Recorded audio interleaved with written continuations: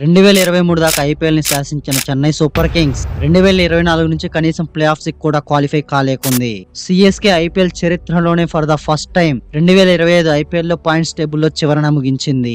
దీని తర్వాత Chennai Super Kings team 2026 IPL కి చాలా మార్పులు చేసుకోవడం చూసాం. 2026 ఐపీఎల్ కి కంప్లీట్లీ బేబీస్ ఆర్మీని సెట్ చేసుకోవడం జరిగింది. ఒకప్పుడు డాడీస్ ఆర్మీతో 5 టైమ్స్ ఛాంపియన్స్ గా నిలిచిన సిఎస్కే ప్రస్తుతం బేబీస్ ఆర్మీగా మారిపోవడంతో ప్రతి ఒక్క ఐపీఎల్ అభిమాని కూడా ఆశ్చర్యానికి గురయ్యారు. బట్ ఎనీవేస్ 2026 ఐపీఎల్ లో CSK strongest playing 11 and batting lineup గురించి ఈ వీడియోలో డిస్కస్ చేసుకుందాం. అలాగే బ్యాటింగ్ లో ఏ ప్లేయర్ కి ఏ ప్లేయర్ బ్యాకప్ గా సెట్ అవుతాడో అన్నది కూడా ఈ వీడియోలో డిస్కస్ చేసుకుందాం.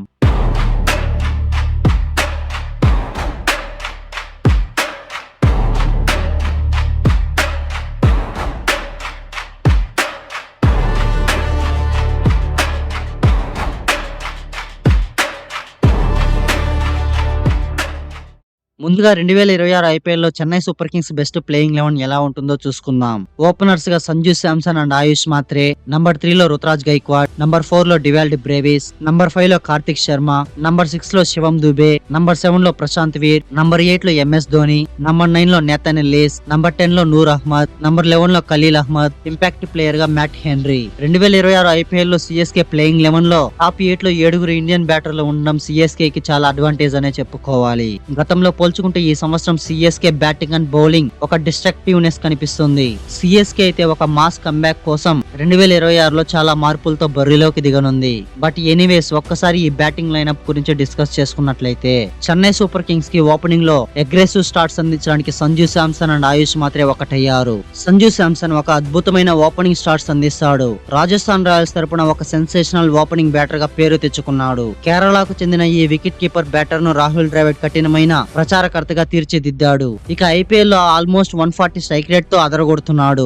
గత సీజన్ లో చూసుకుంటే కేవలం ఒక హాఫ్ సెంచరీ మాత్రమే చేశాడు. బట్ అయినప్పటికీ సిఎస్కే మేనేజ్మెంట్ సంజు శాంసన్ పై నమ్మకం ఉంచి సిఎస్కే లో స్టార్ ప్లేయర్ అయిన రవీంద్ర జడేజాని ఆర్ఆర్ కి పంపించి ట్రేడింగ్ ద్వారా సంజు శాంసన్ ని టీమ్ లోకి తీసుకోవడం జరిగింది. మరో ఓపెనర్ ఆయుష్ మాత్రే చెన్నై సూపర్ కింగ్స్ మొదటి హాఫ్ లో ఓపెనింగ్ లో మంచి స్టార్ట్స్ రాని సమయాల్లో సెకండ్ హాఫ్ లో ప్లేయింగ్ 11 లోకి వచ్చి 7 మ్యాచ్ల్లో ఏకంగా 190 స్ట్రైక్ రేట్ తో 240 పరుగులు కొట్టాడు. ముఖ్యంగా ఆర్సీబీ లాంటి స్ట్రాంగెస్ట్ టీం పై 94 పరుగులతో చెలరేగిపోయాడు. సో అందుకనే సిఎస్కే కి పవర్ ప్లే లో ఫైరీ స్టార్ట్స్ రావాలంటే సంజు శాంసన్ అండ్ ఆయుష్ మాత్రే కీలకమని చెప్పుకోవచ్చు. Ruturaj Gaikwad as a captain గా మరోసారి నంబర్ 3 స్పాట్ లో కొనసాగుతాడు. రుతురాజ్ గైక్వాడ్ 2025 ఐపీఎల్ లో ఇంజురీ కారణంగా కేవలం 5 మ్యాచ్లు మాత్రమే ఆడాడు.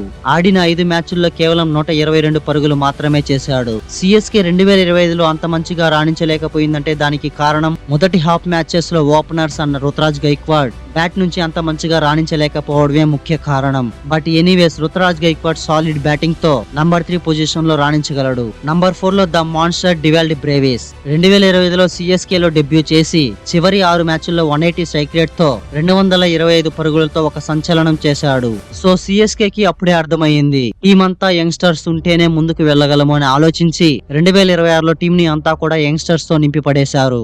డివాల్డ్ బ్రేవిస్ తన అటాకింగ్ బ్యాటింగ్ మరియు పొడవుగా కొట్టే సామర్థ్యానికి ప్రసిద్ధి చెందిన ఒక పేలుడు కుడి చేతి వాటం బ్యాట్స్మెన్. తన స్ట్రోక్స్ ప్లే కోసం ఏబీ డివిలియర్స్ తో పోలిస్తే డివాల్డ్ బ్రేవిస్ తన కెరీర్ ప్రారంభంలోనే బేబీ ఏబీ అనే మారు పేరును సంపాదించుకున్నాడు.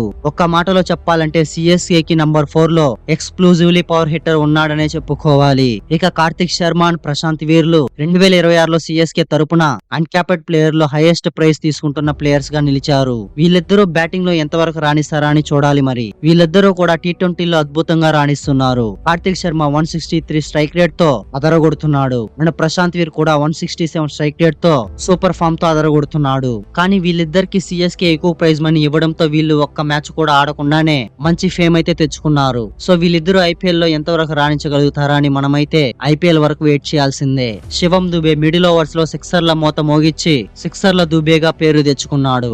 గతంతో పోల్చుకుంటే శివం దుబే 2025 లో కేవలం 132 స్ట్రైక్ రేట్ తో మాత్రమే మాత్రమే బ్యాటింగ్ చేశాడు. 2024లో 162 స్ట్రైక్ రేట్ తో బ్యాటింగ్ చేశాడు. అయినప్పటికీ శివం దుబే సిక్సర్లు కొట్టడం మొదలు పెట్టాడంటే సిక్సర్ల వర్షం కురిపిస్తూ ఉంటాడు. మరీ ముఖ్యంగా స్పిన్నర్లపై వీర వ్యవహారం చేస్తాడు. ప్రస్తుతం న్యూజిలాండ్ T20 సిరీస్ లో 4వ మ్యాచ్ లో కేవలం 15 బంతుల్లోనే హాఫ్ సెంచరీ చేసి టీమిండియా తరపున థర్డ్ ఫాస్టెస్ట్ హాఫ్ సెంచరీ చేసిన ప్లేయర్ గా చరిత్రకెక్కాడు. సో అందుకనే శివం దుబే సిఎస్కే బ్యాటింగ్ లైనప్ లో ఎక్స్ ఫ్యాక్టర్ అనే చెప్పుకోవాలి. అండ్ ఫైనల్లీ బ్యాటింగ్ లో ఫినిషింగ్ టచ్ ఇవ్వడానికి తన అభిమానుల కోసం వన్ లాస్ట్ టైం మైదానంలో అడుగు పెట్టబోతున్నాడు. ఇతడే చెన్నై సూపర్ కింగ్స్ టీమ్ కి 5 ట్రోఫీలు అందించిన కెప్టెన్ ఎంఎస్ ధోని. మనందరికీ తెలిసిందే ఎంఎస్ ధోనికి ఏజ్ అనేది ఎక్కువైనప్పటికీ సిఎస్కే ఫ్రాంచైజీకి ఇంకా ఆడుతున్నాడు.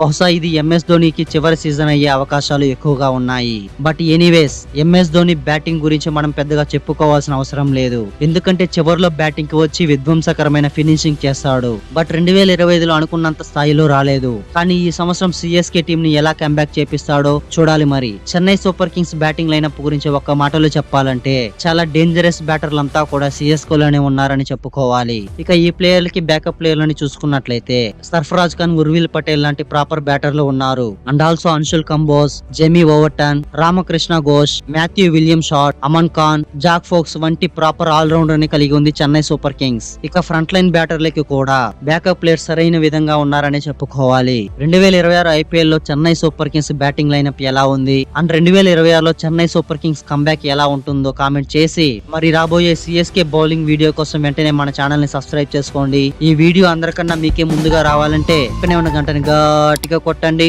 కానీ ఫోన్ స్క్రీన్ మాత్రం పగిలిపోకుండా చూసుకోండి. Thanks for watching the video.